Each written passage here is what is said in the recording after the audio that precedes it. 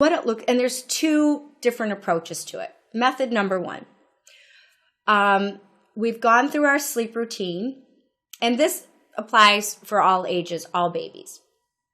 We've gone through our sleep routine, our bedtime routine is done at the appropriate time.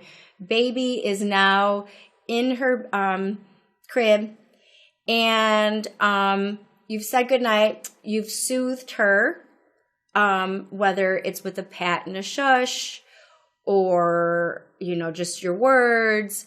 You've soothed her, and then you walk out. Part of that soothing process, you can pick her up, but again, it's important that you're not picking her up and holding her until she goes to sleep and then putting her down. So if you're soothing her and she's escalating to that 10, you would pick her up, put her back down. This is for babies, they're 4 months, 5, 6, 7 months, babies that aren't too big. That's too hard to pick them up. But then once you put them down and you walk out, and you would time it. So for night number 1, you would time 5 minutes each time. So you wait 5 minutes, baby's fussing, crying, you head back on in, and you return to soothe her back, whichever process you're using to soothe her. Whether, again, it's shush, pat. If she's escalated, you're picked up, you put her right back down, and you leave the room. You wait another 5 minutes. And that would continue to repeat until the crying spells have stopped or she's fallen asleep. With the graduated extinction method, it's really important to listen. Again, listen to that crying, because if the crying is starting to go down a few notches, give it another minute. Even if it says 5 minutes has come and gone, give it another 5 minutes, because we want to give her an opportunity to self-soothe and to go back to sleep on her own. So that would be night number 1 on this method of graduated extinction. Night number 2, we would, instead of waiting 5 minutes, we would wait 10 minutes. So you would go through your bedtime routine, you put her in her crib, you do a little shush, a little pat, a little soothing, out you go, and you would wait 10 minutes. Again, you're going to listen to that cry and go in before she reaches a 10. So this is where it gets a little gray for the training process with a graduated extinction, because we don't want baby to reach that level 10 yet. We also have to be careful not to rush in if she's starting to settle down. So using a graduation extinction method really requires a lot of awareness and understanding of your baby's cry when you're using it, to know what it is you're listening to. So you've put her down, you've walked out, she didn't reach a level 10, she's still fussing, it's been 10 minutes, but it sounds like it's getting quieter. Wait to go in unless it starts to escalate again, and then head on back in.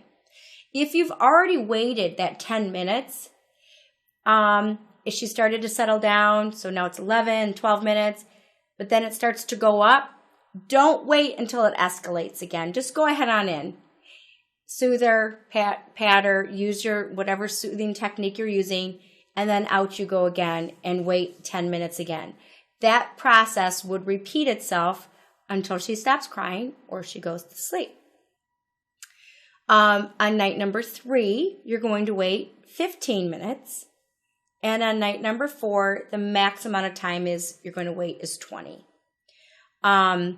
Again, it gets a little bit gray when you're sleep training with the graduated extinction of when to go in. Not the first night so much, because 5 minutes isn't really that big of a deal. But when it gets to 10 minutes and she's gone like this, and now she's starting to go back up, we really want to go in there before she gets way back up again. And so it just takes some hyper vigilance on your part to time that intervention properly. But as you're adding time to the graduated extinction, you're giving her the opportunity to self-soothe and to settle on their own. Truly, a graduated extinction method is best used for a bit of older babies with an easier going personality whose daytime sleep foundation schedules are really in place, and it's they've already shown that they can sleep, that they are good sleepers, and we're just really running into a glitch. So a graduated extinction is a great way to continue to show your support, that you're not doing a cry it out, that you will be there at regular intervals for them to get back on track and be able to go back to sleep. But again, you can use this as your method of choice to begin with at 4 months. And if you have an easygoing baby and you are consistent and you can stick with it, it is successful. It's less work, let's face it, than a pick up and put down, than attended crying.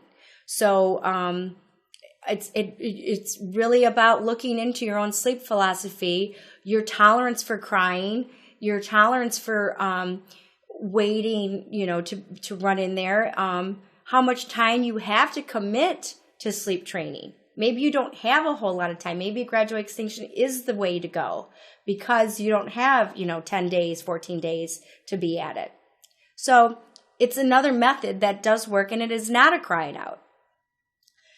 The second way of going about a graduated extinction method is to, on day 1, you're going to go through your bedtime routine, put your baby to bed, use your soothing, pat, shush, words, out you go, and you wait 5 minutes. If baby's still fussing and crying and it's time to go in, based on what you're listening to, in you go, you resettle baby, pat, shush, use your words.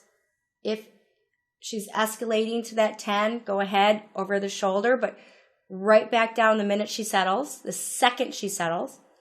And then you would leave and you would wait 10 minutes. Again, listen for that crying. We don't want her to get to that level 10 crying. So if she's reaching that before you get to 10 minutes, go in and resettle. If you've reached the 10 minutes and she starts to settle down, hold off. Don't quite run in there yet. Give her a chance. If she's settled but starts to go up, go ahead on in, resettle, out you go. But now this time you're going to wait 15 minutes. So really the difference is it's just a speeded up version 2, than version 1. Version 1, you're waiting 5 minutes, 5 minutes, 5 minutes on night 1, 10 minutes, 10 minutes, 10 minutes on night 2, 15 on night 3, 20 on the last night and those nights beyond. Where in method 2, you're going 5, 10, 15, 20 within one night. It is, a speed version, it's like speed dating, I guess. But it will work. It takes that listening to the baby's cry, to attend to that baby, and to really to make sure that those sleep foundations are in place. Because if you just jump to a graduated extinction because you think that sounds like a quick fix, you're going to find out that it's not at all a quick fix, and it's almost as bad as letting a baby cry it out without attending to the baby. So that is the third method, if you will, of sleep training a baby. You have cry it out, which you don't need me for. You have a pick up, put down method, converted to just a put down method when your baby becomes too big to keep picking up and putting down, which is more of an attended crying method. And then you have a graduated extinction method where you leave the room and you time it and you check on baby in timed intervals. All sleep training methods take commitment. They take sleep foundations being in place. They take everybody being on the same page and being each other's biggest cheerleader and biggest advocate. It's really important that that support system is in place before you try any of this, and that you have all this knowledge to put all these pieces together. Because a good night's rest is not just about sleep training. It is not just about when you put that baby to bed. It's about what happens in the morning and all day long. What the baby's eating, when the baby's sleeping, that consistent daily schedule. Is it age appropriate? Is nutrition appropriate? Is everything in place? And that leads to a good night's rest and being able to self-soothe and sleep independently.